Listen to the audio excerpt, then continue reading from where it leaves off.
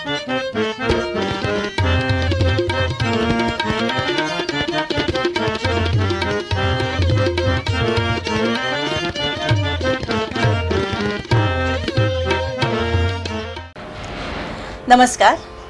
सांस्कृतिक कार्य विभाग महाराष्ट्र शासन आयोजित ज्येष्ठ कलाकारांची मुलाखत या कार्यक्रमात मी आपल्या सगळ्यांचं स्वागत करते. आज आपल्यासोबत आहेत सूरमणी पंडित अनंत केमकर, प्रसिद्ध हार्मोनियम वादक. मंडळी, ही जी पेटी आहे ना, या पेटीवर आपली बोटं फिरली ना तर ती वादिनी होते, पण जेव्हा सरांची बोटं फिरतात तेव्हा ती खरी संवादिनी होते. वयाच्या 14व्या वर्षी पद्मश्री हिराताई बडोदेकरांना साथ देणारे सर, नौशाद, भीमसेन जोशी अशा अनेक दिग्गज कलाकारांबरोबर काम केलेले म्हणजे आपले हे सर आहेत. ह्या सरांशी आपण काही चर्चा करणार आहोत, त्यांच्या यशाचं रहस्य जाणून घेणार आहोत. चला तर सर, मी पहिला प्रश्न तुम्हाला विचारते की हा जो यशाचा तुमचा प्रवास आहे त्याबद्दल तुम्ही काय सांगाल? काही नाही. माझा जन्म 1934 साली झाला. 1934 साली झाला आणि माझ्या घरातच संगीताची आवड होती. माझ्या वडिलांना वगैरे, माझे थोरले बंधू, माझे मामा, ही सगळी मंडळी फार वेगळी होती. त्यांच्याकडे संगीत असल्यामुळे आणि त्याचा माझ्यावर हे झालं, तर मला तो ऐकून मला असाची इच्छा झाली की मला काहीतरी आलं पाहिजे, मी टॉपचा कलाकार झालो पाहिजे. हार्मोनियम शिकायची प्रेरणा तुम्हाला कोणी दिली? माझ्या थोरल्या मधनूंनी, माझे दादा दिनकरराव. तर ते हिराबाई बडोदेकरांच्या नाटक कंपनीमध्ये एक स्वामी म्हणून होते, ऑर्गन वाजवणारे हिराबाईंची. त्यांच्याकडे ते शिकले माझे बंधू. आणि ते घरातल्या घरातच असताना आमच्या पुण्यामध्ये SP कॉलेजच्या हॉलमध्ये गोविंदराव टेंबेंचं वादन होतं. संगीतकार, हार्मोनियम वादक गोविंदराव टेंबे. तर मग मी SP कॉलेजमध्ये गेलो. मला माझे बंधू न्यायला तयार नव्हते कारण मी लहान होतो त्यावेळेला. मग म्हटलं बरं, मग मला घेऊन गेले आणि SP कॉलेजमध्ये जे मी त्यांचं वादन ऐकलं गोविंदरावांचं, ते नुसतीच पेटी वाजवत होते. आता पेटी वाजते ती गवाईंच्या बरोबर. मी म्हटलं आता हे काय करतायत, आणि इतक्या अप्रतिम पेटी वाजवली गोविंदराव टेंबेंनी त्यावेळेला. आणि तो माझा परिणाम झाला. तो परिणाम झाल्यानंतर मी दादांना सांगितलं मला शिकायचं आहे. दादा म्हणले इतकेच नको रे. पण मी ऐकून ऐकून स्वतःच बोटं टाकायला लागलो. पण माझी बोटं कुठं चुकीची नाही पडली, हे माझं नशीब. आणि दादांच्या बरोबर दादाने एकदा ऐकलं, आता म्हणे आज चांगला वाजवायला लागला म्हणाले. मग थोडंफार त्यांनी शिकवलं.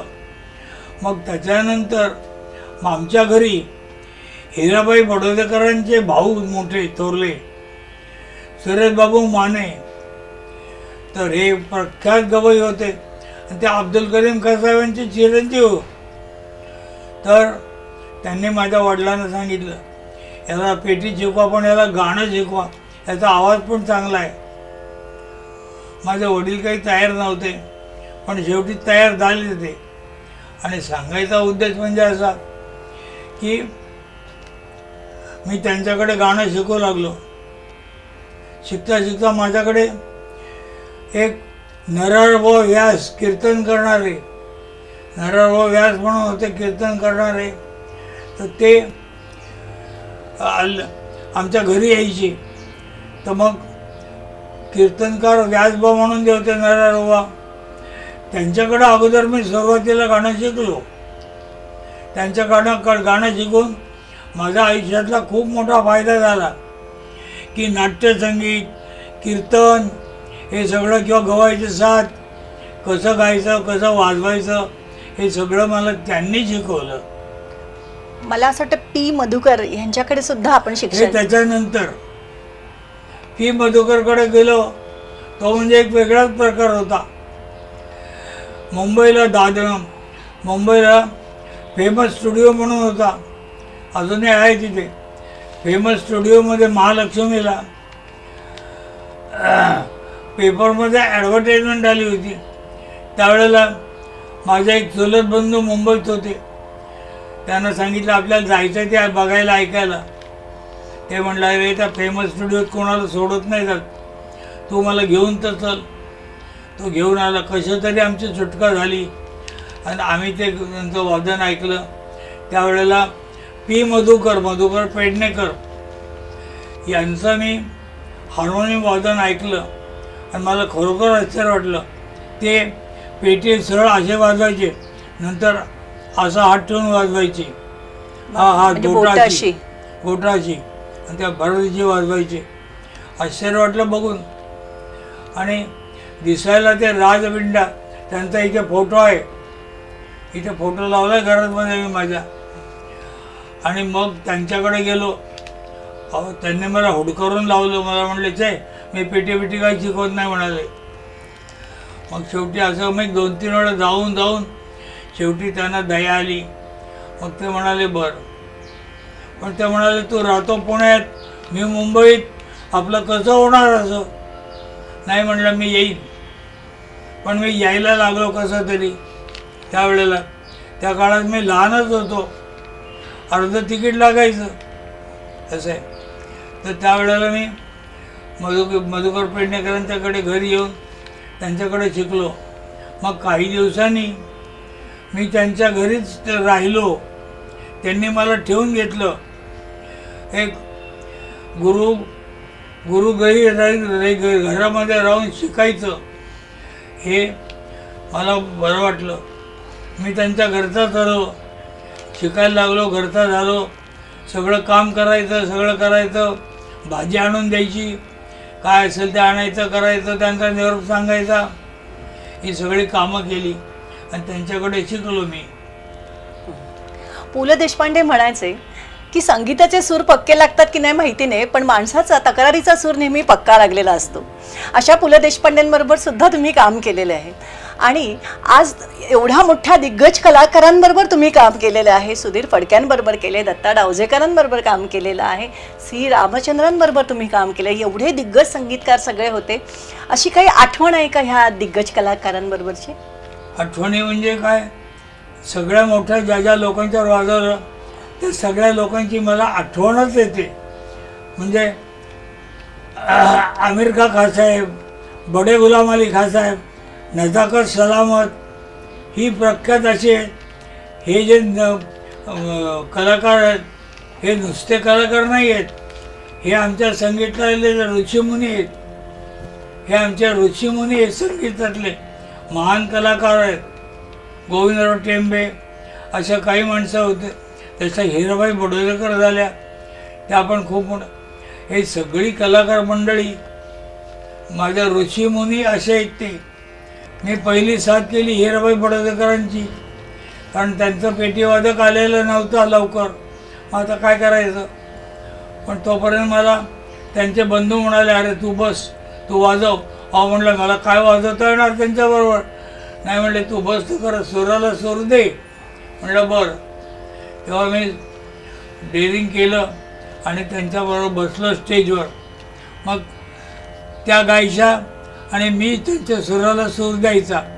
असं फार तयार असं नव्हतं त्यावेळेला, लहान होतो. आणि असं करून मी त्यांची साथ केली. मी हिराबाई बडोदेकरांची साथ केली मी. मला आनंद वाटला की माझ्या आयुष्यात केवढ्या मोठ्या कलाकारांच्या बरोबर मी वाजवलं, त्याचा मला आनंद वाटला. जसं पी मधुकरांनी तुम्हाला घडवलं तसं तुम्ही सुद्धा आज शेकडोनी विद्यार्थी घडवलेले आहेत. त्यातले 2 विद्यार्थी आज आपल्यासोबत आहे. ते म्हणजे शरद शिदे आणि दुसरे म्हणजे श्रीकांत दामले. हे 2 त्यांचे पट्टेचे शिष्य म्हटलं तरी चालेल. मी शिदे तुम्हाला विचारते, तुमचा काय अनुभव आहे? तुम्ही काय काय शिकलात सरांकडनं? सरांच्याकडे मी 1985 साली शिकायला आलो. पहिले 6 महिने सर भेटलेच नाहीत. मी 3 वेळा त्यांच्याकडे येऊन गेलो तेव्हा आयदर सर कार्यक्रमाला तरी होते, कुठेतरी बाहेरगावी गेले होते. पण एकदा नंतर ते मला भेटले त्यांनी मला वाजवायला सांगितलं आणि मला अजून आठवतं आहे, मला काही त्यावेळेला क्लासिकलमधलं कळत नव्हतं.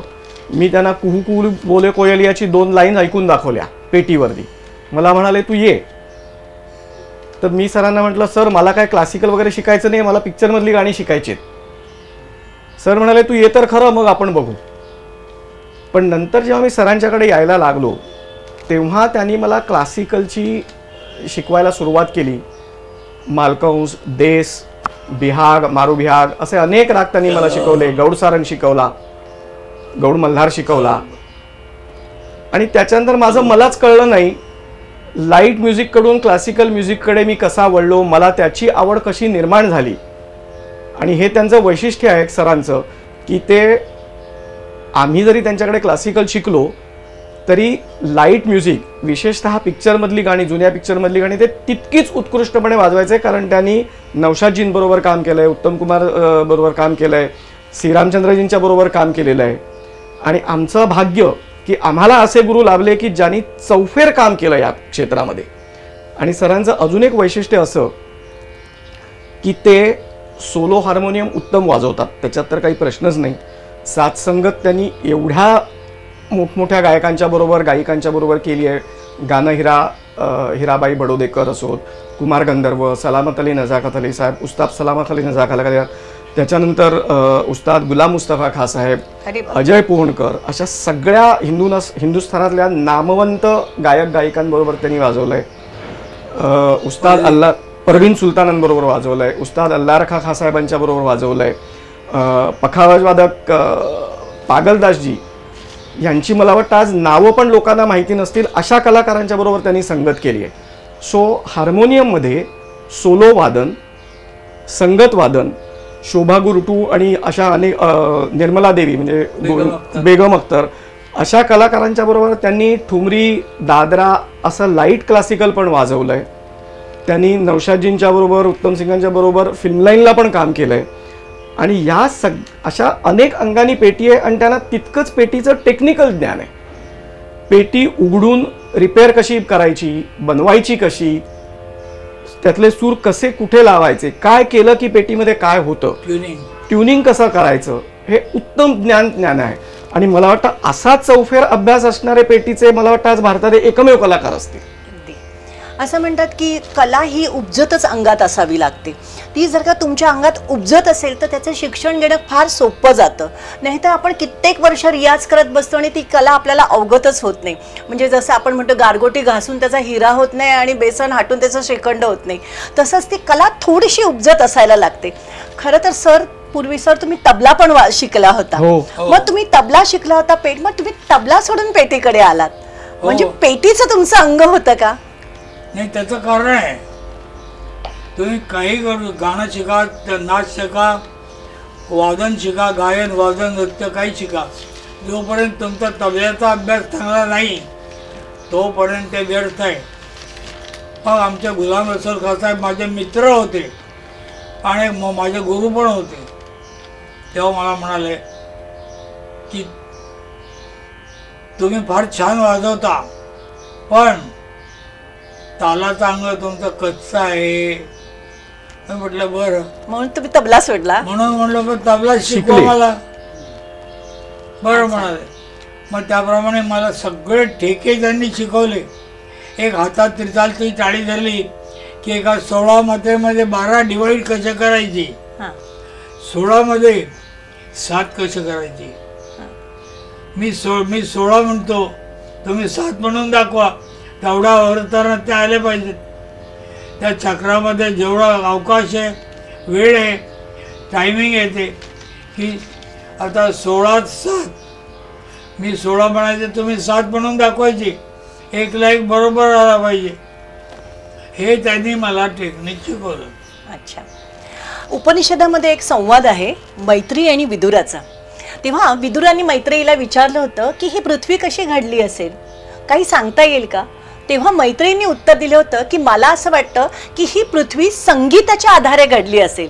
म्हणजे सा म्हणजे पहिले सागरातले प्राणी आले, रे म्हणजे नंतर रेतीतले आले, ग म्हणजे गगनातला आले, म म्हणजे मनुष्य आला आणि प म्हणजे परमेश्वर आला. पण प नंतरचं काय? सा रे ग म प धनिसाचं काय झालं तर प नंतर सगळे मला असं वाटतं स्वर कोमल लागतात. तर मला असं वाटतं हे कोमल स्वर किंवा हे तीव्र स्वर तुम्ही जरा थोड्या तुमच्या हाताने आम्हाला वाजून दाखवले, ऐकवले, तर मला असं वाटतं रसिकांना हा खूप मोठा ठेवा आहे. पहिल्यांदा मी तुम्हाला बिलावल थाट वाजून हा दाखवतो. चालेल. बिलावल थाट म्हणजे ज्याच्यामध्ये सगळे स्वर शुद्ध आहेत, असे जे शुद्ध स्वर आहेत ते वाजवतो. अगोदर म्हणजे काय 3 प्रकारचे स्वर आहेत संगीतामध्ये, कोमल, शुद्ध आणि तीव्र. मुळात अगोदर तीव्र, मग नंतर कोमल आणि नंतर मग तीव्र मध्यम. आता बिलावल थाट सा रे ग म प ध नि सा.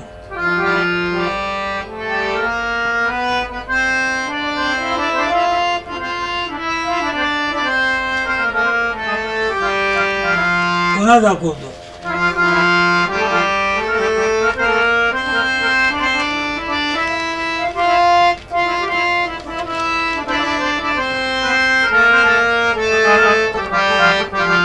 हे सगळे शुद्ध स्वर झाले. आता कोमल स्वर.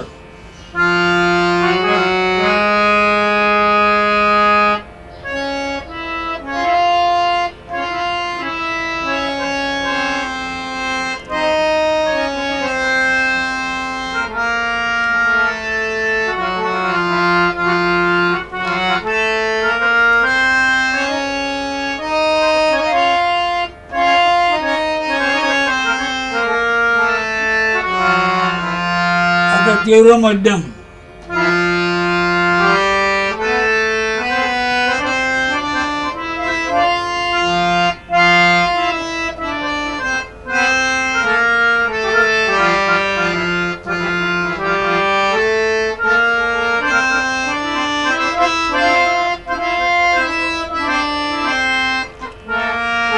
वा, म्हणजे सर ते हेमिंगो म्हणतो तसं. काय असतं कलाकारांच्या बोटांमध्ये? सगळी प्रची बोटं असतात हो. एक काय तर प्रतिभा असते, प्रयत्न असतात, त्याच्यानंतर पराकाष्ठा असते तुमची, आणि ह्याच्यानंतर जे 6वं बोट असतं ते प्रसिद्धीचं आहे. मला असं वाटतं तुम्हाला हे 6वं बोट लागलेलं आहे प्रसिद्धीचं आज, म्हणून तुम्ही एवढे प्रसिद्ध आहात.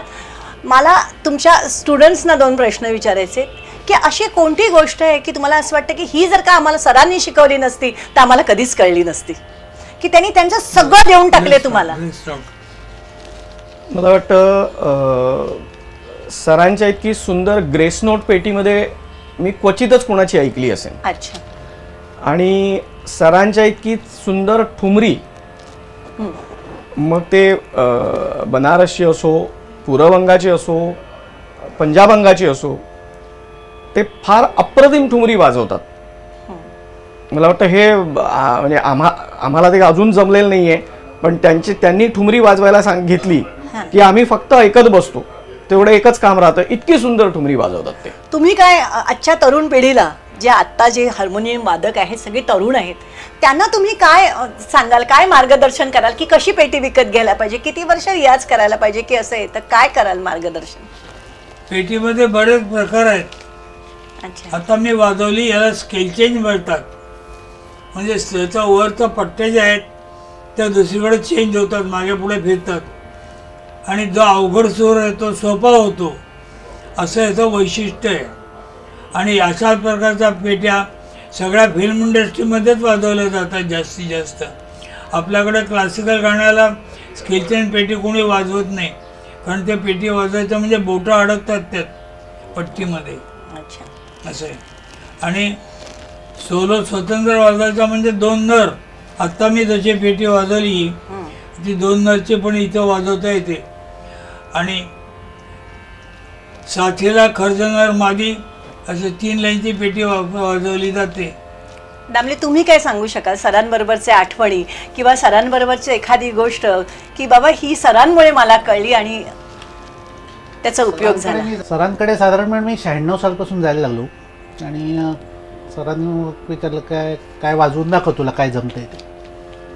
मला आठवतं तेव्हा मी हरवले ते गवसले काय गाणं मला जसं जमतंय तसं वाजवलेलं ते. मग ठीक आहे म्हणले, तू येत जा आता उद्या परवा जेव्हा. आणि नंतर त्यांनी पहिलं सारेगमपासून सुरुवात केली, सारेगम पधनीचा वाजव.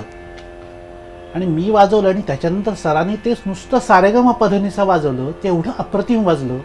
कारण प्रत्येक सा वाजवताना रे आणि नी ह्याचा जो टच द्यायचा आहे तो ग्रेस नोटमुळे, त्यामुळं सलग वाजलं ते. जसं गळा जातो तसं सारेगम पधनिसा त्याच्यात आलं. म्हटलं हे अवघड आहे म्हटलं आपल्याला. म्हणजे ते ग्रेस नोटची खूप तयारी करायला माझी अजूनही झालेली नाही तेवढी. रियाज आमचा कमी पडतो तेवढा. त्यामुळे ग्रेस नोट हे त्यांचं वैशिष्ट्य आहेच. आणि त्यामुळे सुराला सूर जोडला जातो. त्यामुळे नुसती पेटी नाही वाजत, ते गाणं वाजतं ॲक्च्युली. जेव्हा आपण तंबोऱ्यावर ते सुरू होतं तेव्हा पहिला षड्ज लागतो किंवा रागाचं चलन लागतं, तेव्हा कोणतरी गातं आहे असं वाटतं. त्यांचं फार मोठं वैशिष्ट्य आहे आणि ते आम्ही आमच्या वादनात आणायचा प्रयत्न करतो, पण तो प्रयत्नच राहतो. अजून नीट तेवढं जमत नाही आम्हाला. सर, तुम्ही या स्टुडंट्सना जे काही दिलं त्याच्यावर तुम्ही संतुष्ट आहात की सगळं तुम्ही तुमच्याकडचं देऊन टाकलं? आपण म्हणतो ना, मी माझ्याकडचं सगळं माझ्या विद्यार्थ्यांना देऊन टाकलं. हो, माझा हार्मोनियमच्या बाबतीत विद्यार्थी शरद शिंदे, दीपाली म्हणून माझी विद्यार्थिनी ती, त्याच्यानंतर दामले, त्यानंतर हेमंत बापट म्हणून आहे मुलगा, तो पुण्याला असतो. त्याची आता बदली झाली पुन्हा ठाण्याला. तेव्हा तो अप्रतिम हार्मोनियम वाजवतो.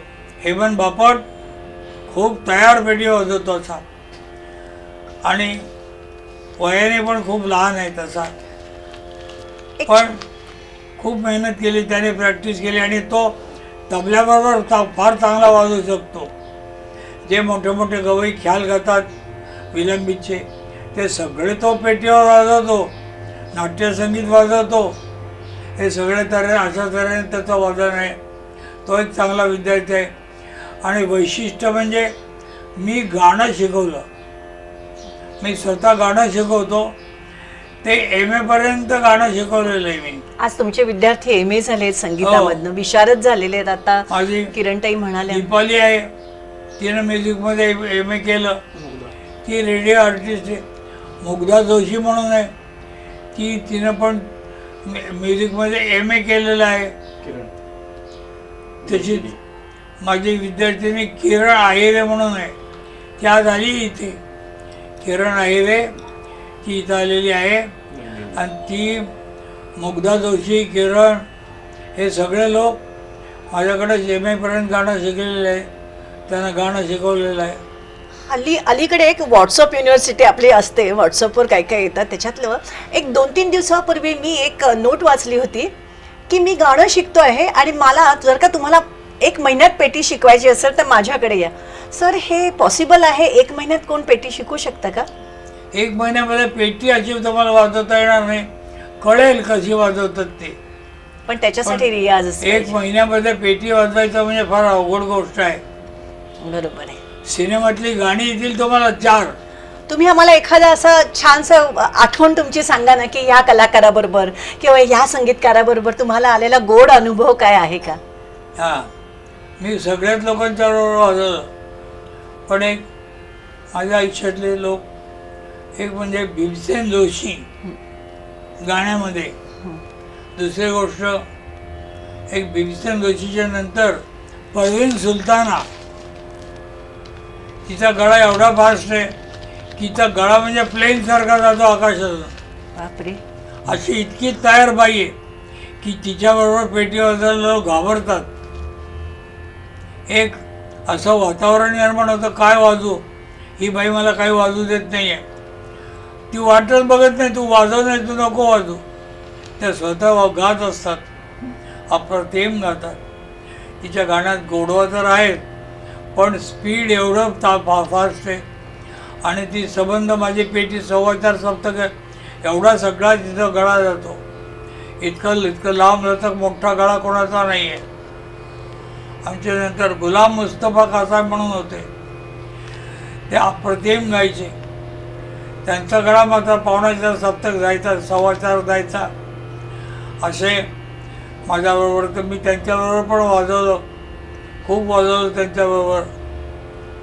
खरे तर सरांचे विद्यार्थी सुद्धा आता इतके दिग्गज कलाकार झालेले आहेत की त्यांना सुद्धा आता विद्यार्थी आहेत. असेच एक विद्यार्थी म्हणजे शिदय आहेत आपल्याबरोबर. श्रीधर, तुमचा काही अनुभव आहे का सरांबरोबरचं, एखादी आठवण आहे का छानशी व्यासपीठावरची? जरूर सांगतो. सरांच्याकडे जेव्हा मी शिकत होतो तेव्हा सरांनी आम्हाला गौड मल्हार राग शिकवला होता.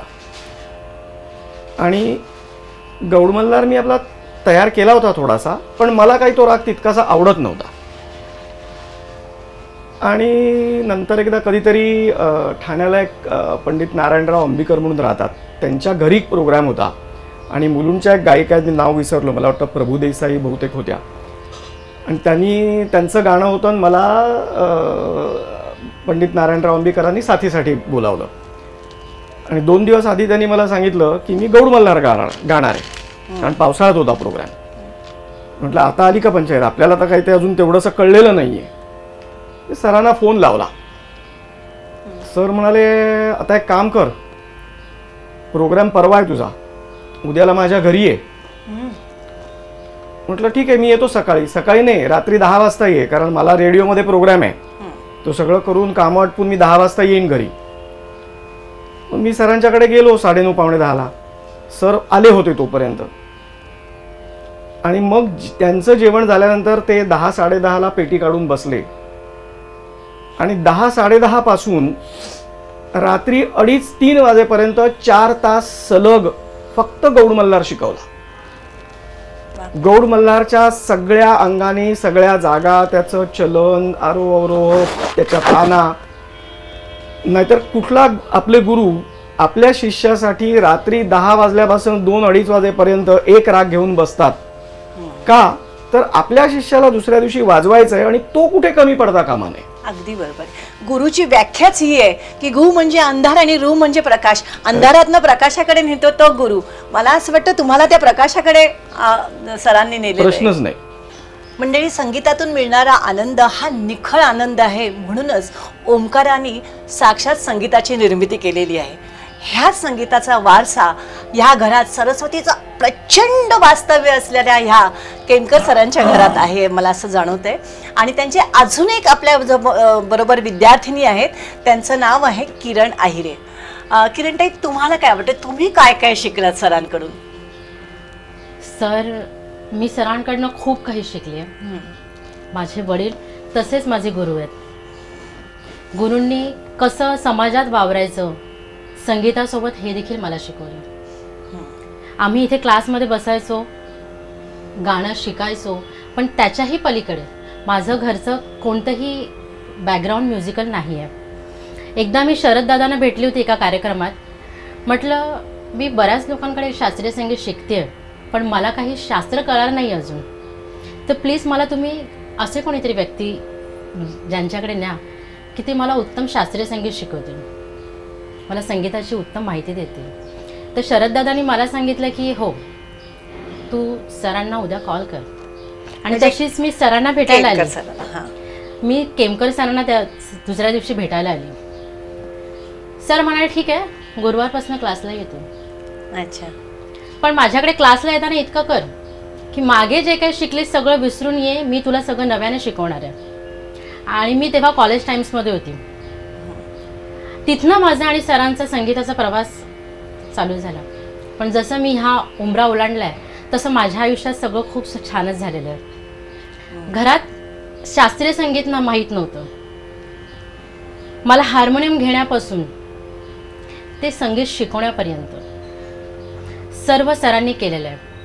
आणि आमच्या शास्त्रीय संगीताचा क्लास झाला, आम्ही इथे रियाज करायचो.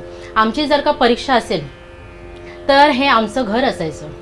आम्ही सगळे मित्र, कोणी हार्मोनियम, तबला वाजवते, इव्हन सरांकडे हार्मोनियमचे विद्यार्थी, तबल्याचे विद्यार्थी, मी गाणारी, असे बरेच विद्यार्थी असायचे. मग आम्ही त्यावेळेस सगळे इथे बसून रियाज करायचो. आणि मुख्य म्हणजे आम्हाला सरांनी स्वतः जेवण खावण देऊन शास्त्रीय संगीत शिकवले. अच्छा. आम्हाला कधीही, आम्ही सकाळी इथे यायचो 8-9ला, रात्री घरी जायचो 10 वाजता. म्हणजे सरस्वतीचं पण घर आहे आणि अन्नपूर्णेचं पण एक घर आहे. अन्नपूर्णेचं घर. आमच्या काकूच्या हातात खरं अन्नपूर्ण होती. आम्हाला माहिती आहे आतमध्ये काहीतरी बनतंय. आमचं पूर्ण लक्ष सरांकडे असायचं, पण आतमध्ये काय मिळणार आहे काकूंकडे ह्याचंही आम्हाला नेहमी उत्सुकता असायची.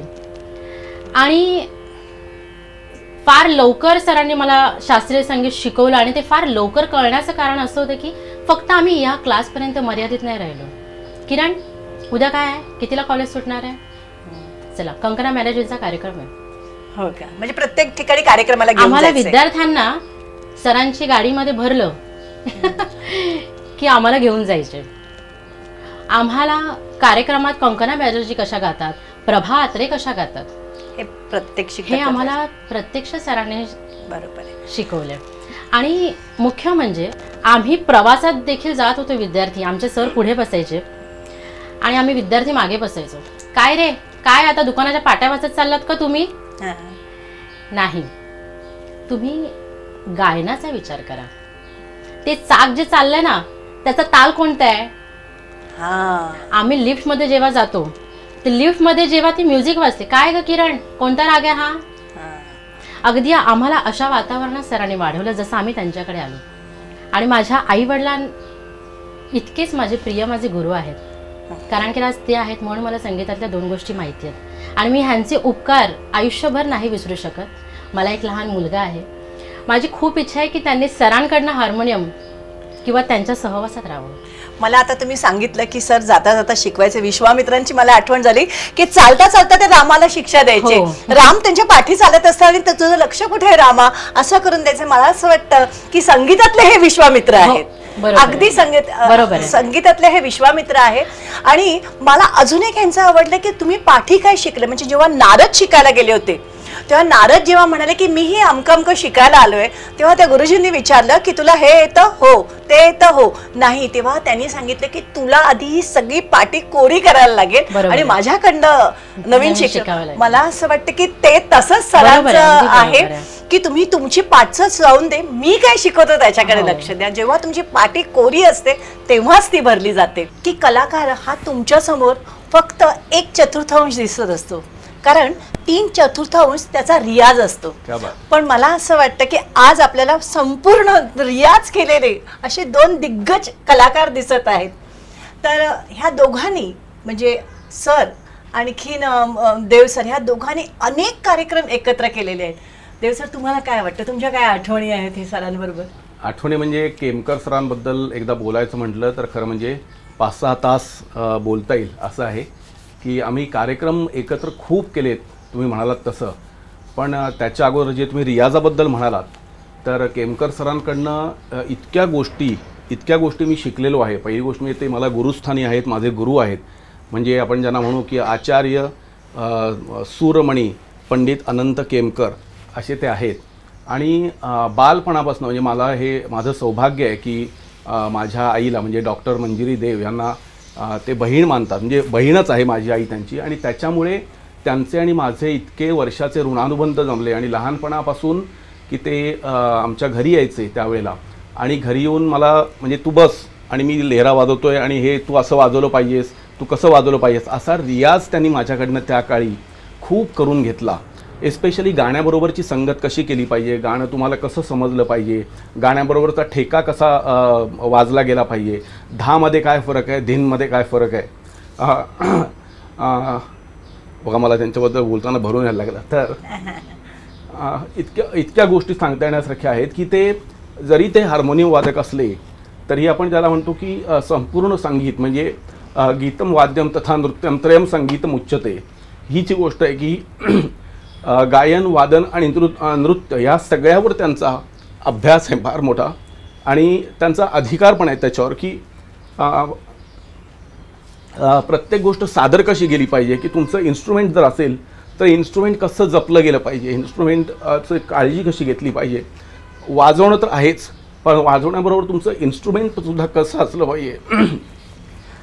अशा अनेक गोष्टी सरांकडनं मी शिकत गेलो आहे. आणि त्याच्यानंतर रेडिओमध्ये असेल, अनेक सभा संमेलनांमध्ये असेल, ते मला हात धरून घेऊन गेले. असं म्हणतात की संगीतामध्ये की तबला वादक आणि पेटी वादक हे संगीताचे 2 डोळे असतात. अगदी खरं. आणि ते नजरेने बोलत असतात एकमेकांशी. पण मला असं वाटतं तुम्ही नजरेने न बोलता आज अगदी हृदयात न बोलताय आणि म्हणून तुमचे डोळे पाणवलेले आहेत. की एका कलाकाराबद्दल जो आदर असतो तो तुमच्या डोळ्यात अगदी मला दिसतो आहे. अजून काही एखादा आम्हाला छानसा अनुभव सांगा दोघांचा. आदर आणि गुरुप्रती असलेली श्रद्धा की त्यांनी म्हणजे शब्दात वर्णन करण्यापेक्षा अनेक गोष्टी आहेत जीवनाच्या, संगीत आणि जीवन याची सांगड घालून की तुम्हाला जीवनामध्ये कसं पुढे गेलं पाहिजे. आणि जर तुम्हाला संगीत घेऊन पुढे जायचं असेल तर तुम्हाला त्याच्यामध्ये मेहनत करणं किती गरजेचं आहे, की नुसतं तबलावादकाला नुसतं तबला वाजवून चालत नाही, तबल्याबरोबर त्याला सूर कळला पाहिजे, नृत्यातला त्याचा भाव कळला पाहिजे आणि तो भाव किंवा तो सूर किंवा ते राग संगीत तुम्हाला तबल्याच्या माध्यमातून वाजवता आलं पाहिजे. हा जो सगळा संस्कार आहे हा केमकर सरांनी आमच्यावर केला, म्हणजे माझ्यावर केला स्पेशली. आणि त्याच्यामुळे जे काही आज आयुष्यामध्ये मी करू शकतो आहे, जे काही थोडं बहुत वाजवू शकतो आहे, त्याच्यामध्ये फार मोठा आशीर्वाद केमकर सरांचा आहे. की अनेक गोष्टी म्हणजे आत्ताच आदरणीय डॉक्टर प्रभाते यात्रे आत्ताच ज्यांचं निधन झालं त्यांच्याकडे मला केमकर सर घेऊन गेले होते आणि प्रभाताईंना केमकर सरांनी सांगितलं की तुम्ही या मुलाचा तबला ऐका आणि तुम्हाला खूप आवडेल आणि फार छान वाजवतो. आणि म्हणून प्रभाताईंनी पहिल्यांदा मला तबला माझा ऐकला आणि त्याच्यानंतर मी सलग म्हणजे आत्तापर्यंत म्हणजे प्रभाते आत्ता 14 तारखेला गेल्या तर 14 तारखेला संध्याकाळी मी प्रभाताईंबरोबर संगत करणार होतो. तर ही जी दिग्गज माणसं मला आयुष्यात दिसली किंवा ज्यांच्याबरोबर मी संगत करतोय आजही करतोय, तर ते संगत करण्यामागचं जे असं बरेच वेळा असतं की अरे त्याच्या काय विलंबित एकताल यांच्याबरोबर वाजवला काय आणि त्यांच्याबरोबर वाजवला काय, पण तसं तो नसतो. जरी ताल एकच असला, ठेका एकच असला तरी प्रत्येक गायकाची ती मांडण्याची त्याला हवी असणारी तिची एक गरज आहे, ठेक्यातनं मिळणार आहे. केमकर सर म्हणतात की सिग्नल मिळाला पाहिजे ठेक्यातनं, की बाबा तुम्ही समेवर येत आहे तर त्याचा सिग्नल मिळाला पाहिजे. तर हे जी लँग्वेज आहे सिग्नल मिळाला पाहिजे म्हणजे नक्की काय झालं पाहिजे की हे तुम्हाला जोपर्यंत कळत नाही तोपर्यंत तुम्ही चांगले तबलावादक किंवा चांगलं संगतकार बनू शकत नाही. अशा अनेक गोष्टी आणि अनेक किस्से की आम्ही मिरजेच्या दर्ग्यामध्ये सरांबरोबर वाजवायला जायचो त्या काळी. आणि सर तर सेवा म्हणून म्हणजे अब्दुल करीम खान साहेबांची त्या घराण्यातले ते सुरेश बाबू आणखीन हिराबाईंचे शिष्य आहेत. तर त्याच्यामुळे ते तर ज्या श्रद्धेने जातात त्या श्रद्धेने मला असेल शरदला असेल ते तिकडे घेऊन गेले आणि आम्हाला तिथे इंट्रोड्यूस केलं की तबला सुनिये यात हा मुला तबला कसा वाजवतो. आणि त्याच्यामुळे म्हणजे हे इंट्रोड्यूस करणं आणि त्याचप्रमाणे प्रेम करणं आणि प्रसंगी रागावणं की बाबा आज तू हे अत्यंत चुकीचं वाजवलेलं आहेस, हा ठेका तुझा बरोबर लागला नाही, इतक्या हक्काने त्यांनी प्रेम केलं आणि ते आम्हाला शिकवलं. आणि म्हणून आम्ही थोडेसे जे काही घडलो आहे त्याच्यामध्ये त्यांचा सिंहाचा वाटा आहे. गुरूंविषयी प्रेम काय असतं हे आज मला मुकुंद सरांकडनं कळलेलं आहे की आज एअरपोर्टवरनं ते डायरेक्ट इथे आलेले आहेत. का तर माझ्या गुरूंची मुलाखत आहे, मला काहीतरी गुरूंबद्दल अनुभव सांगायला पाहिजे. ही जी गुरूंबद्दल असणारी आस्था आहे ह्याच्यात गुरु शिष्याचं प्रेम आपल्याला दिसून आलेलं आहे. खरंच तुमचे अगदी मनापासून धन्यवाद की तुम्ही सरांसाठी इथे नवद. आणि मला खूप मनापासून आनंद झाला की महाराष्ट्र सरकारतर्फे जरा उशिरा आहे पण तरीसुद्धा देर आहे दुरुस्त आहे तसा की त्यांना जो सन्मान महाराष्ट्र गव्हर्नमेंटने आज दिलेला आहे तो अत्यंत महत्त्वाचा आहे. आणखीन कारण काय पुढच्या पिढींना घडवणारं काम सरांनी केलेलं आहे की आज पी मधुकरांचं जर खरं हार्मोनियम ज्यांच्याकडे आहे असं तर एकच माणूस गणला जातो की पंडित अनंत केमकर, जे त्यांची लिगसी आज चालवत आहेत की जे खरं पी मधुकरांच्या हार्मोनियमचं जे सगळं वादन जे आहे ते केमकरांकडे आणि त्यांच्याकडनं आज पिढ्यानपिढ्या पुढे ते चाललेलं आहे आणि ते काम पुढे होत आहे. त्याच्यामुळे महाराष्ट्र गव्हर्नमेंटचे सुद्धा मनापासून खूप आभार आहेत की त्यांनी यांचा यथोचित सत्कार केलेला आहे. केमकर सरांचा अजून एक ज्येष्ठ विद्यार्थिनी म्हटलं तरी चालेल, ज्येष्ठ विद्यार्थिनी नंदिनी कराडकर आपल्याबरोबर आहेत. नंदिनी ताई, तुम्हाला काय वाटतं, तुम्हाला असं कोणती गोष्ट सरांकडनं शिकायला मिळाली की तुम्हाला असं वाटतं की ही गोष्ट सरांनी नसती शिकवली तर मी शिकूच शकले नसते? सरांनी मला शास्त्रीय संगीत तर शिकवलंच, त्याच्याबरोबर कजरी कशी गायची, ठुमरी कशी गायची आणि जास्ती करून किराणा घराण्याचे गायक कसे गाणी गातात म्हणजे गायन करतात त्याच्याविषयी त्यांनी खूप चांगलं मार्गदर्शन आम्हाला केलं. माझा त्यांचा जवळजवळ 23 ते 24 वर्षाचा सहवास आहे. अरे वा. मला ते गुरुस्थानी तर आहेतच पण माझ्या वडिलांसारखेही आहेत आणि त्यांनीही कायम माझ्यावर मुलीसारखंच प्रेम केलं. त्यांच्या पत्नी ज्या केमकर काकू यांनी आम्हाला प्रत्येक वेळेला खाणं पिणं सगळं मुलींसारखंच आमच्यावर प्रेम केलं. आणि सरांकडून खूप गोष्टी आयुष्यात गाण्याशिवाय आम्हाला शिकता आल्या की जिद्द, चिकाटी, ते महत्त्वाचं आहे. हे त्यांच्याकडून आम्ही शिकलो. आणि अनेक छोट्या छोट्या गोष्टी की जे तुम्हाला जीवनात पुढे जायला उपयोगी पडेल. यश जर का तुम्हाला पाहिजे असेल तर तुमच्या अंगात पहिल्यांदा चिकाटी पाहिजे आणि ती त्यांच्याकडे खूप आहे. वयाच्या म्हणजे अगदी 6 महिन्यापूर्वीपर्यंत ते आम्हाला शिकवत होते. फक्त म्हणजे बेडवर पडून का होईना पण ते आम्हाला शिकवत होते. गेले 6 महिने मात्र त्यांची तब्येत त्यांना साथ देत नाही आहे. तुम्ही किती कार्यक्रम सरांबरोबर केले आहेत? मी स्वतंत्र कार्यक्रम असे लाईट म्युझिकचे केले आहेत.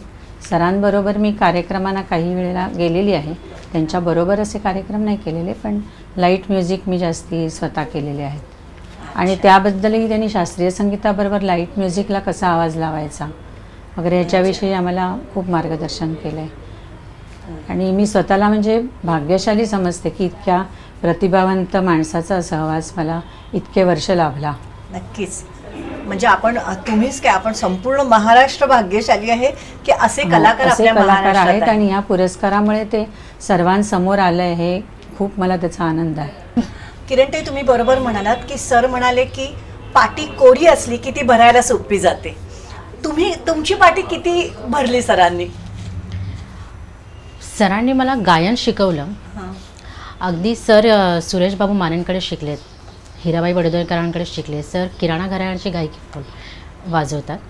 तर मग सरांनी आम्हाला एखादा राग हा कसा प्रेझेंट करायचा, त्याची आलापी किती संथ असायला हवी, त्यातला प्रत्येक सूर कसा कळायला पाहिजे, कोमल स्वर कसे, मंद्र स्वर कसे, तीव्र स्वर कसे, ह्याचा अनुभव देखील आम्हाला सरांनी शिकवलं. राग प्रेझेंट करताना त्याची तबल्यासोबत कसं तुम्ही गायला हवं, त्याची लय कशी वाढवावी, तानांची लय कशी असावी. जेव्हा सर वाजवतात पेटी, त्यांच्या पेटीचं सगळ्यात मोठं वैशिष्ट्य असं आहे की ग्रेस नोट हल्ली ह्या ऐकायला नाही मिळत. केमकर सरांच्या हातात जादू आहे. बरोबर आहे. आमच्या सरांच्या हातात जादू आहे. त्यांच्या विद्यार्थ्यांनाही यश मिळालं त्यांच्या आशीर्वादाने. आणि आमच्या सरांची पेटी म्हणजे अगदी जादूची पेटी. आकाशवाणीचा अनुभव तुमचा सरांबरोबर काय होता तो सांगाल का? हो, आकाशवाणीमध्ये सर हे पहिले हार्मोनियम वादक होते. तिथे आलेल्या प्रत्येक गायकाला सरांची साथ हवी असायची. अगदी प्रभात्रे असू दे, परवीन सुलताना असू दे, सगळ्यांना हवी असायची फक्त केमकर सरांची साथ. कारण की सगळ्यांना हे माहिती होतं की ज्या गतीत आपण गातोय त्या गतीत धरणारा माणूस फक्त एक म्हणजे केमकर सर. आणि महत्त्वाचा मुद्दा म्हणजे असा असतो की जेव्हा आपण गायन करतो त्यावेळेस एक गायकाला हार्मोनियमकडे पण बघायचं असतं, तबल्याकडेही लक्ष द्यायचं असतं की कुठलीही मात्रा ही सुटता कामा नये. म्हणून केमकर सरांचं असं होतं की प्रत्येक राग हा सरांचा अगदी इतका त्यांनी त्याच्यावर अभ्यास केलेला होता की गायकाला काय गायचे हे सरांना माहीत असायचं. जेव्हा एखादा गायक गायचे तेव्हा त्यांना हे कळायचं की आता कुठल्या स्वरावर जायचं आहे ते सरांकडे बघायचे. अगदी शास्त्रीय संगीत कार्यक्रमात असं होतं की आता तुम्ही पुर्यधनाश्री गाताय, त्याच्यानंतर लगेच राग बदलावा लागतो. पण काय असतं, जेव्हा आपण गातो तेव्हा आपण त्या रागात पूर्णपणे गुंतलेलो असतो, आपल्या डोक्यात तोच राग चालत असतो. मग त्यावेळेस सांगायचे, केमकर जी जरा पुर्यधनाश्री बजाइए, जरा पुर्या कल्याण बजाइए. अगदी सर हार्मोनियम वाजवायचे तेव्हा त्यांना कळायचं की वा. कधी कधी आम्ही स्टेजवर असं पाहिले की सरांनी फक्त सांगितलंय की हा राग असा आहे, ह्या नोट्स लागतात, ऐसा लग रहा है केमकर जी बस आप ही को सुनते रहे. अगदी अगदी इतके सुंदर केमकर सर आकाशवाणीमध्ये उत्तम कार्यक्रमामध्ये. आमच्या सरांनी US टूर केलेले आहेत, लंडन टूर केले आहे, परवीन सुलतानाबरोबर देशभर गेलेले आहेत, प्रभा अत्रे त्यांच्यासोबत पण गेलेले आहेत. आणि जे आपले जागतिक कीर्तीचे कलाकार आहेत. आणि मुख्य म्हणजे ज्या त्यांच्या जनरेशनमध्ये जे काही गायक कलाकार होते त्यांना हवे ते फक्त केमकर सर. आज गुलाम मुस्तफा खान यांच्याकडे बरेच लोक गाणं शिकलेत, पण त्यांना साथ संगतीला फक्त केमकर सर हवे असायचे. मग ते रेडिओमध्ये असो, मुंबईच्या बाहेर असो, कुठेही असो. म्हणजे अगदी आमच्यासमोर भाई करून बोलायचे. केमकर सरांना ते लहान भाऊ मानायचे. अच्छा, केमकर जी आप होने चाहिए, लखनऊ में प्रोग्राम है आपका. म्हणजे असं आमच्या सरांचं उत्तम हार्मोनियम सोबत उत्तम व्यक्तिमत्व आहे, उत्तम व्यक्ती आहे आणि एक संगीतात दबदबा आहे. म्हणजे कलाकार हा स्टेजवर बसल्यावरती घाबरतो, केमकर सर बसलेत ऑडियन्समध्ये तर त्याला ती भीती आतमध्ये असते. असे आमचे गुरु आहेत. मंडळी, काही नाती असतात ना ती रक्तापेक्षाही श्रेष्ठ नाती असतात. अशातलंच एक नातं म्हणजे विनायक जोशी सर आहेत, जे केमकर सरांचे मानसपुत्र आहेत. मी सर तुम्हाला विचारते की तुम्ही आज लहानपणापासून म्हणजे अगदी जन्मापासून सरांबरोबर आहात, तुम्ही काय सांगू शकाल सरांबद्दल? सरांबद्दल म्हणजे म्हणजे मी सरांकडे ॲक्च्युली आमच्या घरनं हट्ट करून सरांबरोबर फिरायला बाहेर जाण्यासाठी म्हणून हट्ट करायचो. आणि अगदी लहान असल्यापासून भरपूर लहान असल्यापासून जायचो त्यांच्यावर फिरायला. ते जिथे जातील, वास्तविक फार संगीतातलं मला कळत नसलं तरी ते जिथे जातील तिथे त्यांच्याबरोबर जायचो. त्यांच्याकडे एक स्कूटर असायची आणि त्या स्कूटरवर मी असायचो मागे बसून. त्यांच्या प्रत्येक विद्यार्थ्यांच्या घरी मी शिकवणी करायला त्यांच्याबरोबर जायचो. जेवढे काही विद्यार्थी तेव्हाच्या काळात घडवलेत ते सगळे विद्यार्थ्यांकडे, म्हणजे आता मुकुंदा देव असतील, शरद असेल, दीपाली योगदे म्हणून आहे, बापट आहेत, विक्रोळीला राहायचे, या सगळ्यांकडे त्यांच्याबरोबर मी सगळ्यात जास्त फिरलो आहे. म्हणजे त्यांचे मला सांगण्याचं आहे म्हणजे त्यांच्याकडे अनेक डॉक्टर हे त्यांचे स्टुडंट आहेत, गुरुवर आहेत. डॉक्टर श्रीखंडे असतील, डॉक्टर डबीर आहेत, जे कानाचे खूप मोठे डॉक्टर आहेत, किंवा आत्ताचे सगळे जे डॉक्टर टंडन डॉक्टर आहेत, सुधा टंडन आणि त्यांच्या मुली आहेत, किंवा या सगळ्या डॉक्टर यांच्यामध्ये ते इतके हे होते, म्हणजे त्यांना पण त्यांनी शिकवलं. म्हणजे मला असं आठवतं त्यांनी सांगायचे डॉक्टर श्रीखंडे किंवा हे काही ऑपरेशन्स करताना आतमध्ये सतार किंवा हे लावून ऑपरेशन करायचे, त्या काळातल्या पण त्यांनी आठवणी सांगितल्या, त्यांच्या भेटी करून घेतल्यात. म्हणजे माटुंग्याचे एक डॉक्टर होते का रमाणी, डॉक्टर रमणी, हे सगळे डॉक्टर्स किंवा त्यांचे जिथे जिथे जाईन तिथे त्यांचे शिष्यच भेटले. मी भरपूर लहानपणापासून फिरल्या कारणाने मला त्यांचंही माहिती आहे आणि त्यांचं फिरणं अवाक होतं. म्हणजे आत्ताच मला ते दामले सांगत होते, ते मागे पेटी लावायचे स्कूटरवर, त्या काळामध्ये गाडी नव्हती तेव्हा, स्कूटरवर पेटी स्कूटरवर ठेवायचे, जायचे आणि दामले 4थ्या मजल्यावर राहायचे. ते स्वतः पेटी उचलून घेऊन जाऊन तिकडे ठेवणार आणि म्हणणार चला मी आलोय.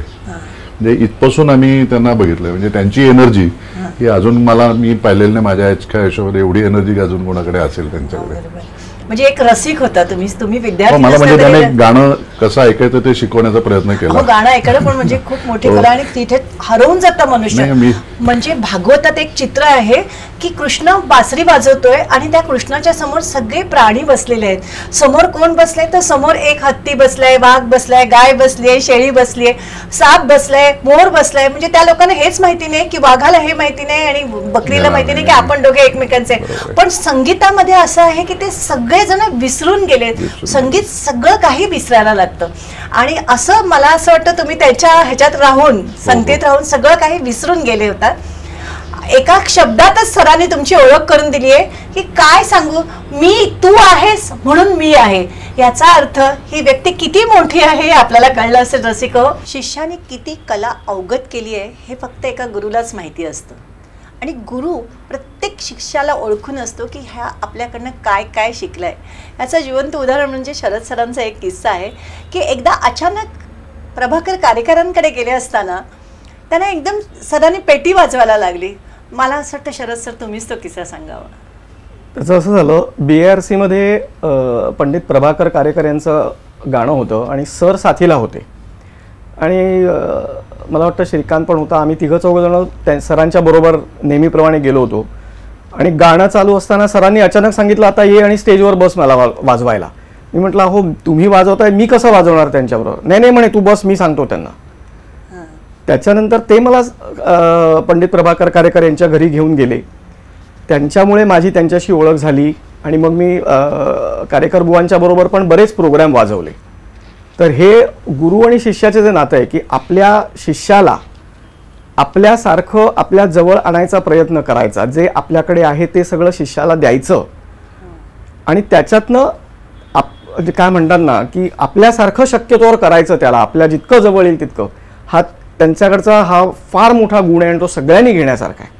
मी काय म्हणते काका, आजच्या पिढीला, आजची ही तरुण पिढी आहे, त्या तरुण पिढीला तुम्ही काय सांगाल की तुमच्या ह्या सुरांबद्दल किंवा तुमच्या पेटीबद्दल तुम्ही काय सांगू शकता? मी असं सांगेन की अगोदर उत्तम माणसाला ज्ञान असलं पाहिजे वाद्याचं. कोणतं वाद्य कसं आहे, केवढ्यापर्यंत असेल, त्याची किंमत किती आहे, ते किती दिवस टिकेल, या सगळ्या गोष्टीचा अनुभव असला पाहिजे माणसाजवळ. तो खरा गुरु. आणि दुसरी गोष्ट म्हणजे अशी की विद्यार्थ्याला त्याचे ऐपत पाहून त्याला वाद्य घेऊन देता आलं पाहिजे. आता तिसरी गोष्ट अशी की कुठल्याही वादकाने विद्यार्थी दशेमध्ये आपण कोणाबरोबर वाजवतो आणि आपली साथ कशी होते, ओरजड साथ होते का साथ कमी पडते हे समजलं पाहिजे. आणि त्यांनी पहिल्यांदा रागांचा अभ्यास पूर्णपणे चांगला केला पाहिजे. त्याला रागाचं ज्ञान उत्तम असलं पाहिजे. राग आणि ताल ह्या दोन्हीचं उत्तम ज्ञान असलं तर तो कलाकार होऊ शकतो, नाहीतर तो कलाकार होऊ शकत नाही. मग दुर्बी ज्ञानावर थोडंसं आपलं पेटी वाजवली म्हणजे झालं म्हणजे तो कलाकार नाही. तर अशा गायकाने वादकाने आपल्यामध्ये पहिल्यांदा काय कमी आहे, आपल्याला काय केलं पाहिजे. आणि सगळे लोक सांगतात वा छान, नाही नाही नाही, ते आपलं उगाचच सांगतात. असा एखादा माणूस भेटतो, अरे अजून तुला शिकायला पाहिजे ना, अजून तुला येत नाही तेवढं. तर तो जो माणूस सांगतो तो खरा गुरु, की तुला काही अजून येत नाही, शिकायला पाहिजे. हे का सांगितलं की तो विद्वान माणूस आहे म्हणून तो सांगू शकला. बाकीचं काय होतं, जनरलमध्ये 4 लोक भेटले, कसं काय, वा वा छान, वा वा छान, असं करून निघून जातात लोक. याचा विचार पुढच्या पिढीनं केला पाहिजे. म्हणजे आपल्याला जर का कोणी सांगितलं की तू हे बरोबर नाही वाजवलं, तर त्याचा राग न म्हणता त्याच्यावर त्या विद्यार्थ्यांनी अभ्यास केला पाहिजे की माझ्याकडनं हा ताल, हा सूर कसा काय चुकला. बरोबर ना सर? बरोबर बरोबर, अगदी बरोबर आहे. सर, मला असं वाटतं की तुम्ही शिकवलेला राग तुमच्या समोर तुमच्या विद्यार्थ्यांनी वाजवावा. कोणता राग सांगाल तुम्ही त्यांना वाजवायला? असे त्यांना राग अनेक शिकवले मी. आता माझं म्हणणं होतं थोडासा बिहाग वाजव, मारुबिहाग वाजव, जोकौस वाजव.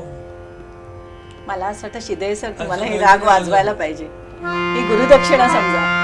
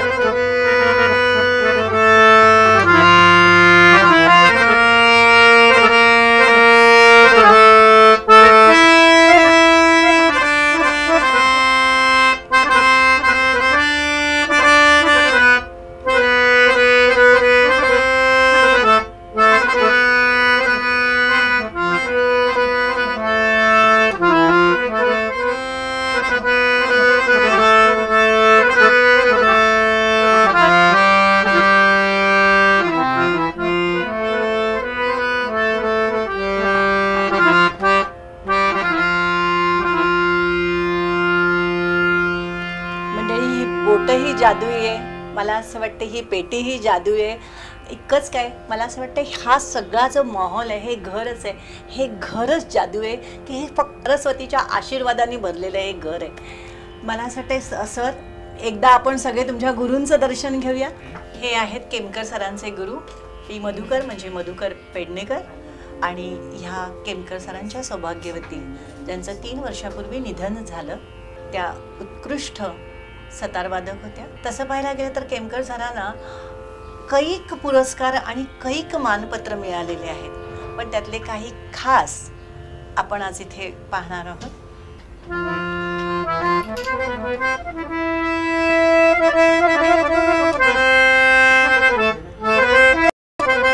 हे केमकर सरांचे सगळे पुरस्कार आहेत. खरं तर हजारोनी पुरस्कार आतापर्यंत मिळाले असतील, पण त्यातले काही आपण निवडक पुरस्कार इथे दाखवत आहोत की हे बघितलं पाहिजे. खरं संगीत ही कला इतकी मोठी आहे की मला असं वाटतं एका जन्मात संगीत येणं शिकणं हे अगदी अवघड गोष्ट आहे.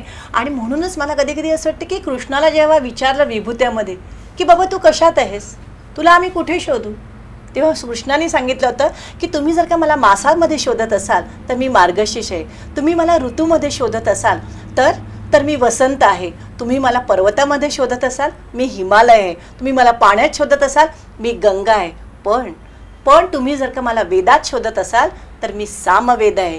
का सामवेद आहे? कारण सामवेद हा संगीतावर आहे. संगीत म्हणजे कृष्णाचा हा आवडतीचा आणि एकदम एकदम जिव्हाळ्याचा विषय होता आणि त्याच्याचमुळे आज आपल्याला हे संगीत मिळालेलं आहे. ज्या कृष्णाने, ज्या ओंकाराने ही संगीताची निर्मिती केली, तुमच्यासारखे कलाकार घडवले आणि आमच्या महाराष्ट्राला, आपल्या सगळ्या महाराष्ट्राला भूषण आहे की आज इतके दिग्गज कलाकार आपल्या ह्या महाराष्ट्रात आहे. महाराष्ट्र शासनातर्फे तुमच्या सगळ्यांचे मनापासून आभार मानते की तुम्ही इतका वेळ या मुलाखतीसाठी दिला आणि तुमच्यासारखे दिग्गज कलाकार या महाराष्ट्रात राहतात. आम्हाला धन्यवाद. प्राचीताई, आम्हाला तुमचा सगळा ग्रुप आवडला. तुमचे कॅमेरामन, तुमच्याबरोबर आलेली सगळी मंडळी, ही जी मंडळी आहेत, मी तुमच्या सगळ्यांचा आभारी आहे की तुम्ही माझा सगळा इंटरव्ह्यू छान घेतला, माझी मुलाखत चांगली घेतली. तुम्हाला आभार काय, तुम्ही आम्हाला सगळ्यांना आशीर्वाद द्यायचे. आम्हालाच नाही, संपूर्ण महाराष्ट्राला तुमच्या संगीताचे आशीर्वाद आम्हाला हवेत आणि तुमच्यासारखे कलाकार शतायुषी नाही, अगदी 1000 वर्ष जगले पाहिजे, हीच मी सदिच्छा व्यक्त करते आणि आजचा कार्यक्रम संपवते. धन्यवाद. माझा पूर्णपणे आशीर्वाद आहे तुम्हाला.